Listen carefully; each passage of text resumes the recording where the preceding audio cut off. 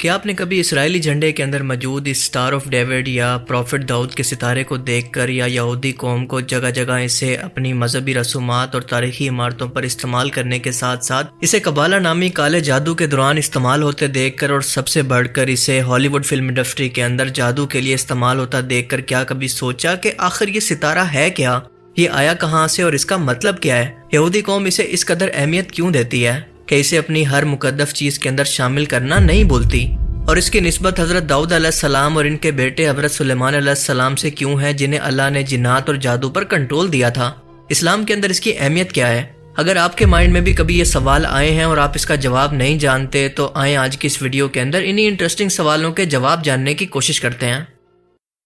Star of David کا سب سے قدیم نشان 300 عیسوی کے اندر یعنی حضرت عیسیٰ علیہ السلام کی پیدائش کے 3 سال بعد ڈیڈ سی کے پاس ملتا ہے۔ دنیا کے دوسری قدیم تہذیبوں کے اندر مثلا ہندوازم، بدھزم اور ایون کے اسلام کے اندر بھی اسے مختلف جگہوں پر تاریخی طور پر استعمال کیا گیا، لیکن یہودی قوم نے اسے کسی اور وجہ سے اپنایا تھا۔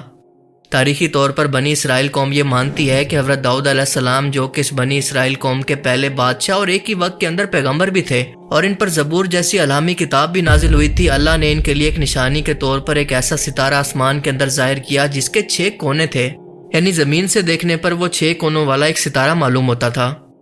بنی اسرائیل قوم کے مطابق اللہ نے تورات کے اندر حضرت موسیٰ علیہ السلام کے ذریعے ہمیں یہ خوشخبری دی ہے کہ جس دن یہ ستارہ آسمان کے اندر دیکھا جائے گا اس دن اللہ تعالیٰ تمہیں ایک بادشاہ عطا کرے گا اور پوری دنیا پر تمہاری حکمرانی کا آغاز ہوگا، اور ایسا ہوا بھی۔ حضرت داؤد علیہ السلام کے بعد اس قوم نے حضرت سلیمان علیہ السلام کے دور کے اندر اتنا عروج دیکھا کہ پوری دنیا پر جہاں جہاں بھی اس وقت آبادی موجود تھی وہاں پر اس قوم کی حکومت تھی، کیونکہ آپ جانتے ہیں کہ حضرت داؤد علیہ السلام اور حضرت سلیمان علیہ السلام بھی جو کہ ان کے بیٹے تھے اسی بنی اسرائیل قوم سے تعلق رکھتے تھے۔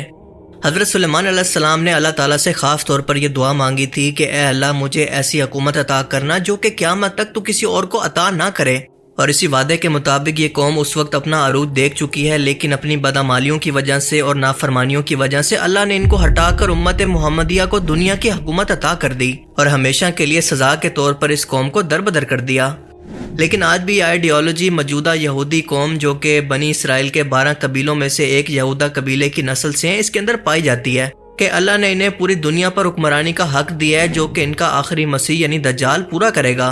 اور آج بھی یہودی قوم کے مطابق جب دجال کا ظہور ہوگا تو داؤد علیہ السلام کی طرح ان کے بادشاہ کی طرح جو کہ اللہ نے انہیں عطا کیا تھا سیم اسی طرح سے 6 کونوں والا ستارہ ایک بار پھر سے آسمان کے اندر ظاہر ہوگا جیسا کہ حضرت داؤد علیہ السلام کے لیے ہوا تھا، اور یہ ایک بار پھر سے اشارہ ہوگا کہ ایک بار پھر سے ہماری قوم کی حکمرانی پوری دنیا پر قائم ہونے والی ہے۔ اسی لیے آج بھی اسٹار آف ڈیوڈ کو پوری دنیا پر حکمرانی کے لیے اللہ کی طرف سے حکم کے طور پر یہ لوگ اس اسٹار کو اپنے جھنڈے کے اندر شامل کرنے کے ساتھ ساتھ اپنے لباس اور ہر ایک اہم چیز پر ظاہر بھی کرتے ہیں، اور دراصل یہ پوری دنیا کو ایک خاموش پیغام ہوتا ہے کہ ہمیں اللہ نے تم پر حکومت کے لیے پیدا کیا، اور اس بات کی تصدیق اسلامی روایات سے بھی ہوتی ہے کہ مسلسل احادیث مبارکہ سے ہمیں پتہ چلتا ہے کہ دجال کی آمد سے پہلے اور اس کے آنے کے بعد بھی یہودی قوم عروج حاصل کرے گی اور دنیا کے ایک بڑے حصے پر قبضہ حاصل کر کے پوری دنیا پر قبضہ کرنے کے انتہائی قریب ہوگی۔ لیکن اسی دوران جب دجال کے سامنے مسلمان یعنی امام مہدی علیہ السلام کی فوج کمزور پڑنے لگے گی تو اللہ تعالیٰ اس فتنہ پرست قوم کو اور ان کے مسیح دجال کو ختم کر کے اس پوری دنیا پر ایک اصل مسیح یعنی حضرت عیسیٰ علیہ السلام کی حکومت کو قائم کرے گا۔ اور جیسا کہ میں نے پہلے بتایا کہ بنی اسرائیل قوم کو عالمی حکومت دینے کے بعد ان کی نافرمانیوں کی وجہ سے ان سے یہ حکومت چھین کر عربوں کو عطا کر دی گئی۔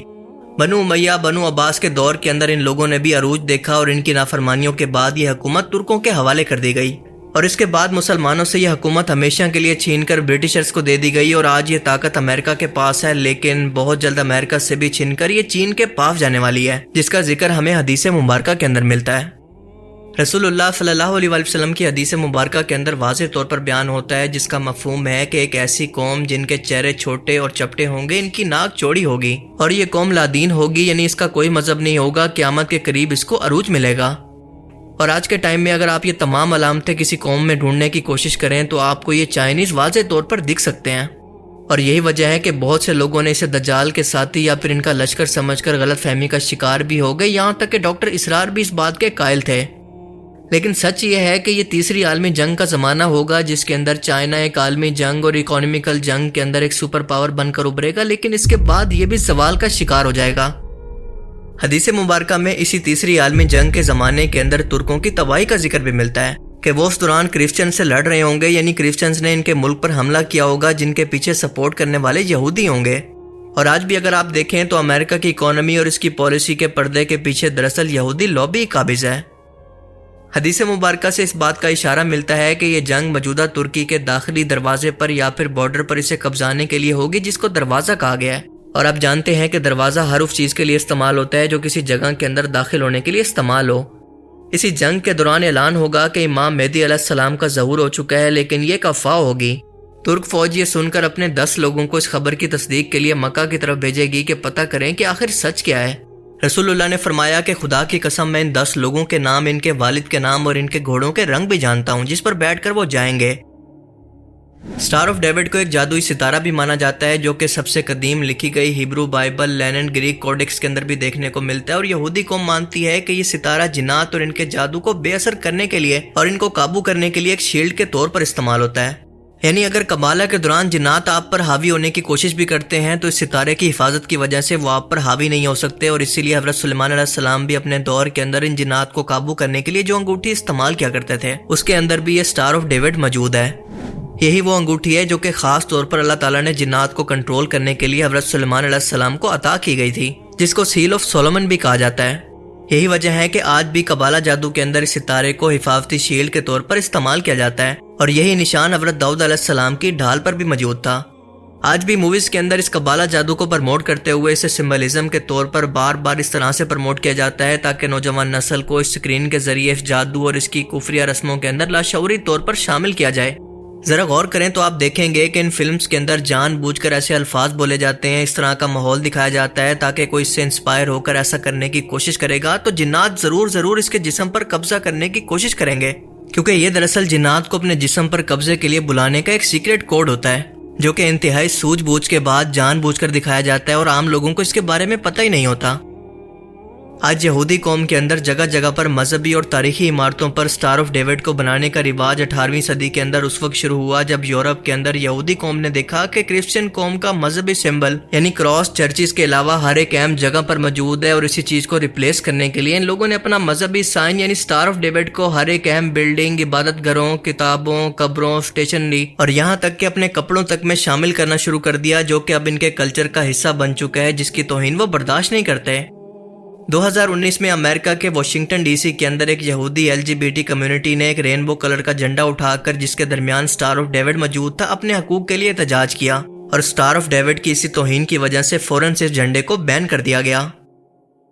سچ یہ ہے کہ آج بھی سٹار آف ڈیوڈ اور اس کی تاریخ کو لے کر کافی بحث کی جاتی ہے، کیونکہ یہودیت اکثر من گڑت روایات اور جھوٹ پر مشتمل ہے،